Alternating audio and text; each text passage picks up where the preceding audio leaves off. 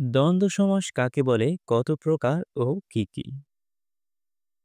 যে সমাসে প্রতিটি সমসমান পদের অর্থের সমান প্রাধান্য থাকে এবং ব্যাসবাক্যে একটি সংযোজক অব্যয় কখনো বিয়োজক দ্বারা যুক্ত থাকে তাকে দ্বন্দ্ব সমাস বলে।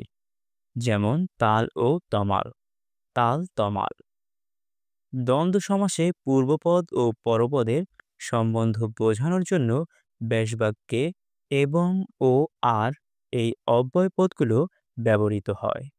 যেমন মাতা ও পিতা, মাতা পিতা। বই ও খাতা, বই খাতা। ন্যায় ও অন্যায়, ন্যায় অন্যায়।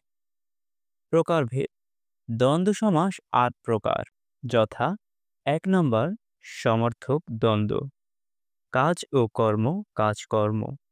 ২ বিপরীতার্থক দ্বন্দ্ব, দিন ও রাত, দিন রাত।